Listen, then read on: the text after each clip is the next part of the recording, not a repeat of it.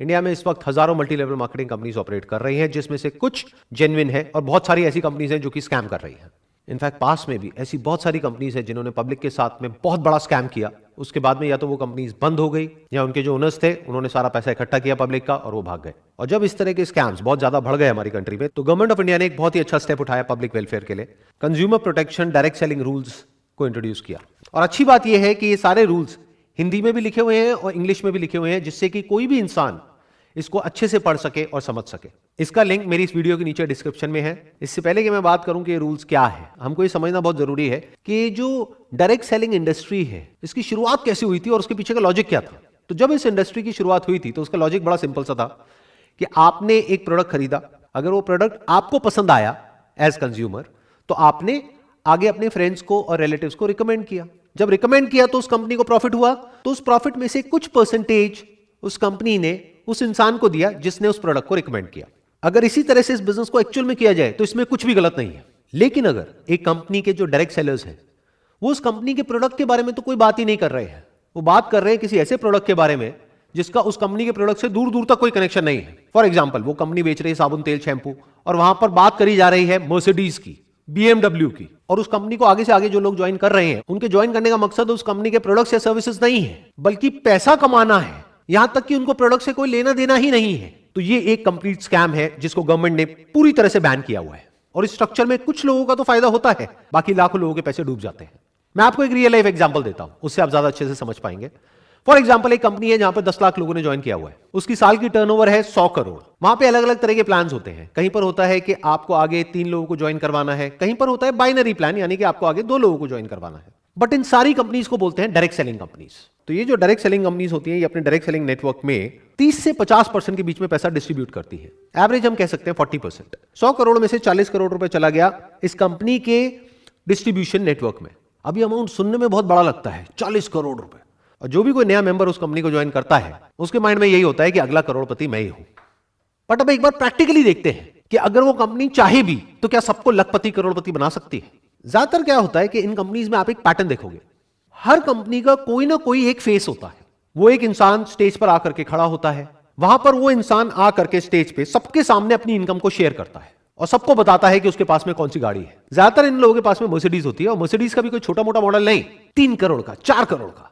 इसके अलावा वो इंसान बताता है कि मैं कितना पैसा कमा रहा हूं इस कंपनी से, जो लाखों में नहीं होता है बल्कि करोड़ों में होता है। यानी वो इंसान स्टेज पर आकर के सबके सामने बोलता है कि मैं महीने का 1 करोड़ रुपए कमा रहा हूं इस कंपनी से, और लोग वहां पर बैठ करके तालियां बजाते हैं। वो जो ताली बजा रहे हैं उनको ये नहीं पता है कि वो 1 करोड़ रुपए आ कहां से रहा है। इन अदर वर्ड्स, अगर वो इंसान कह रहा है कि मैं महीने का 1 करोड़ रुपए कमा रहा हूं इस कंपनी से, इसका मतलब साल का कितना हो गया, 12 करोड़ रुपए। तो 100 करोड़ में से 12 करोड़ ये इंसान ले गया। इसके अलावा आप एक और बहुत इंटरेस्टिंग पैटर्न ऑब्जर्व करोगे अगर ध्यान से इस कंपनी के स्ट्रक्चर को समझोगे, कि वो जो एक इंसान होता है उसके नीचे कुछ लोग होते हैं जिसको डाउनलाइन बोलते हैं। उसमें 20 से 30 लोग ऐसे होते हैं जो महीने का लाखों रुपए कमा रहे होते हैं। तो अब एक बेसिक सी कैलकुलेशन करते हैं कि उस कंपनी में जो बाकी के लोग हैं, यानी 10 लाख लोग हैं, उनके हाथ में कितना पैसा आ रहा है। 12 करोड़ मिला उस एक इंसान को जो टॉप पर बैठा है, और 30 करोड़ मिला 29 लोगों को जो उससे नीचे वाले लेवल पर है, यानी हो गया 42 करोड़। यानी कि 42% पैसा यहां पर डिस्ट्रीब्यूट हो गया है। अब मैं मान लेता हूं उस कंपनी का पे आउट है 50%, तो बचा कितना, 8%, 8 करोड़ रुपए। ये 8 करोड़ किसके हाथ में आया, बाकी के जो 10 लाख लोग हैं उनके हाथ में।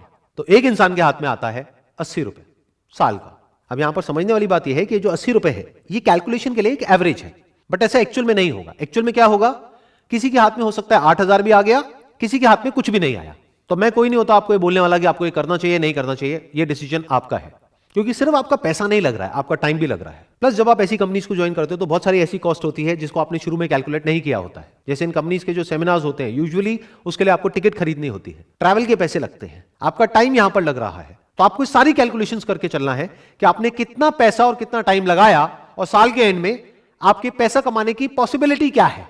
यानी कि अगर उस कंपनी में 10 लाख लोग हैं और कोई एक इंसान आकर के बोल रहा है कि मेरे पास में 3 करोड़ की गाड़ी है और 1 करोड़ रुपए मैं महीने का कमा रहा हूं, तो वहां पर बैठ करके तालियां नहीं बजानी है, बल्कि उस इंसान से यह पूछना है कि आपके ऐसे और कितने हैं इस कंपनी में। यह पूछना क्यों जरूरी है, क्योंकि वो पैसा वो जो इंसान कमा रहा है वो आपकी जेब से आने वाला है।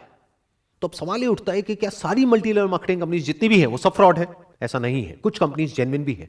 लेकिन अब इस फर्क को कैसे किया जाए कि कौन सी कंपनी जेन्युइन है और कौन सी फ्रॉड है।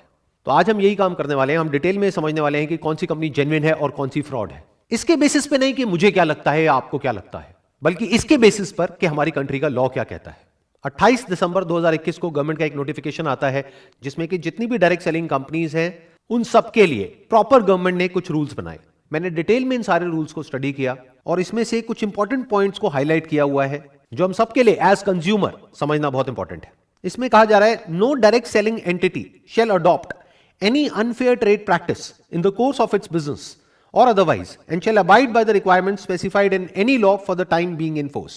In other words, वो कंपनी जो भी आपको कमिट कर रही है अपने प्रोडक्ट्स या सर्विसेज को सेल करने से पहले या उस कंपनी को ज्वाइन करने से पहले, उसके बाद में उस कंपनी को उन सारे कमिटमेंट्स को पूरा करना ही पड़ेगा। अपनी एडवर्टाइजिंग के थ्रू या अपने डायरेक्ट सेलर नेटवर्क के थ्रू या किसी भी तरीके से वो कंपनी कोई भी किसी भी तरह का गलत कमिटमेंट करके आपको ज्वाइन नहीं करवा सकती है। अगर ऐसा वो कंपनी कर रही है तो इन रूल्स के अकॉर्डिंग वो बिल्कुल गलत है। अगेन एक बहुत इंपॉर्टेंट पॉइंट है यहां पर, every direct selling entity shall ensure that the advertisements for marketing of goods or services are consistent with the actual characteristics, access and usage conditions of such goods and services.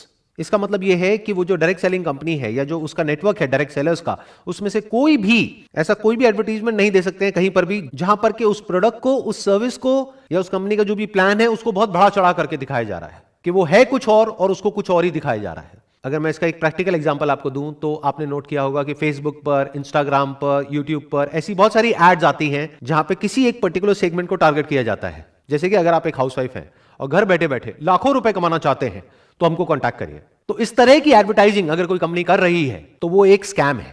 अब ये एक point है जो बहुत important है समझने के लिए। A direct selling entity which explicitly और इम्प्लिसिटली, मतलब कि डायरेक्टली या indirectly, vouches for the authenticity of the goods और services sold or guarantees that such goods or services are authentic shall bear the liability in any action related to the authenticity of such goods or services. मतलब कोई भी direct selling company या उसके साथ में जो भी लोग जुड़े हुए हैं वो ऐसी कोई भी गारंटी नहीं दे सकते हैं या कोई भी ऐसा क्लेम नहीं कर सकते हैं जिसको बाद में वो पूरा ना कर सके। फॉर एग्जाम्पल, वो कंपनी आपको ये कह रही है कि अगर आपने हमारी कंपनी को ज्वाइन किया और आप यहां से लाखों रुपए नहीं कमा सके तो आपके पैसे वापस हो जाएंगे, तो उस कंपनी को वो पैसे वापस करने ही पड़ेंगे। और यहां पर जो दो बहुत इंपॉर्टेंट वर्ड्स हैं वो हैं एक्सप्लिसिटली और इम्प्लिसिटली, मतलब कि या तो डायरेक्टली आपने गारंटी दी है या इनडायरेक्टली दी है, तब भी आप उस गारंटी को पूरी करने के लिए लायबल है। फॉर एग्जांपल, अगर कोई कंपनी आपको ये कहती है कि हमारा ये प्रोडक्ट है, ये सर्विस है, इसको आप परचेज करो, इसको परचेज करने के बाद में आपकी जो इनकम है वो 10 गुना बढ़ जाएगी, तो अगर वो 10 गुना नहीं बढ़ती है तो उस कंपनी ने जो भी क्लेम्स करे हैं उस सबको पूरा करने के लिए वो कंपनी लायबल है। इसमें बिल्कुल क्लियरली लिखा हुआ है that every direct selling entity and every direct seller shall ensure that the terms of the offer are clear so as to enable the consumer to know the exact nature of offer being made and the commitment involved in placing any order. मतलब usually ऐसी companies में क्या होता है, ये आपके लिए एक तरीके का एक फनल बना देते हैं। यानी कि जब आप इन कंपनीज को ज्वाइन करते हो तो आपको कहा जाता है कि आपको सिर्फ 500 रुपए देना है या 1000 रुपए देना है। फिर वो 1000 रुपए देने के बाद में आपको पता लगता है कि आपको 5000 और देना है। फिर उसके बाद में आपको पता लगता है कि अब अगर अपने बिजनेस को आपको बढ़ाना है, आपको कमीशन चाहिए, तो आपको 5000 नहीं देना है, अब आपको 30000 देना है। एक तरह का एक ट्रैप बना दिया जाता है जहां पर आप अंदर जाकर के फंसते ही चले जाते हो। तो जो एक्चुअल इन्वेस्टमेंट होती है उस बिजनेस में वो उससे बहुत ज्यादा होती है जितनी की शुरू में दिख रही होती है या दिखाई जाती है। यह करना गलत है इन रूल्स के अकॉर्डिंग। आपको बिल्कुल क्लियर तरीके से उस इंसान को बताना है ज्वाइन करने से पहले, यानी उससे 1 रुपए भी लेने से पहले, कि इसी स्टेज पर इतना इतना पैसा लगने वाला है। जैसे बहुत सारी कंपनीज ऐसी होती हैं जहां पर के ज्वाइन करने के बाद में अगर उन कंपनीज को आप कहोगे कि हमको डेटा चाहिए, जिस डेटा को हम कॉल कर सके और जिनको ये प्रोडक्ट और सर्विस बेच सके, तो उस डेटा के भी वो कंपनी आपसे पैसे लेगी। यानी वो कंपनी आपको बोलेगी कि एक लीड का आपको 40 रुपए या 50 रुपए देना है, तो अगर आपको 100 लीड चाहिए तो आपको 5000 रुपए देना है एक महीने का। साल का कितना हो गया? 60,000 रुपए। आप सोच के आए थे उस कंपनी में कि 10-20 हजार रुपए में मेरा काम शुरू हो जाएगा। साल के एंड में जब आप कैलकुलेट कर रहे हो तो आप देख रहे हो कि मेरा 20,000 रुपए नहीं लगा है, यहां पे 2 लाख रुपए लग गया है। तो यहां पे ये कहा जा रहा है कि ये सब कुछ आपको उस इंसान को ज्वाइन करने के बाद नहीं बताना है, पहले से बताना है। इसमें एक बहुत इंपॉर्टेंट क्लॉज है जिसको बहुत सारी कंपनीज वायलेट कर रही हैं खुलेआम। मतलब कि ऐसे बहुत सारे डायरेक्ट सेलर्स हैं या डायरेक्ट सेलिंग कंपनीज हैं जो बोलती हैं कि हमारी अनकंडीशनल मनी बैक गारंटी है, और बाद में जब आप उस कंपनी के साथ में एग्रीमेंट साइन करते हो तो वहां पर बहुत सारी कंडीशंस होती हैं। तो इसका मतलब क्या हुआ?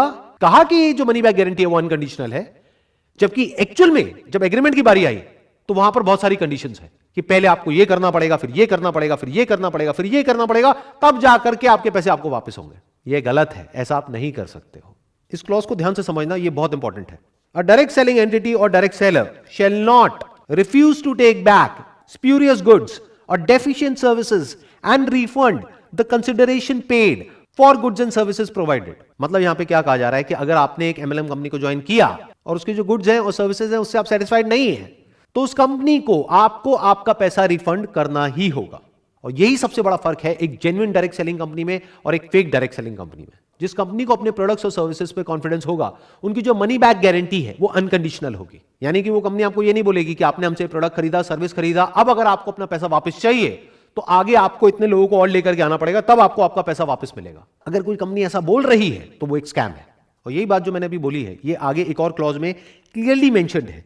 A direct selling entity and a direct seller shall not induce consumers to make a purchase based upon the representation that they can recover the price by referring prospective customers to the direct sellers for similar purchases. In simple words, यहां पर क्या कहा जा रहा है कि आपके ऊपर किसी भी तरह का कोई भी प्रेशर नहीं होना चाहिए उस कंपनी के प्रोडक्ट्स या सर्विसेज को सेल करने के लिए या आगे किसी को मेंबर बनाने के लिए। अगर आप उस कंपनी के प्रोडक्ट्स से, सर्विसेज से पूरी तरह से सेटिस्फाइड हो, तभी आपको रिकमेंड करना है आगे और लोगों को उस कंपनी को ज्वाइन करने के लिए।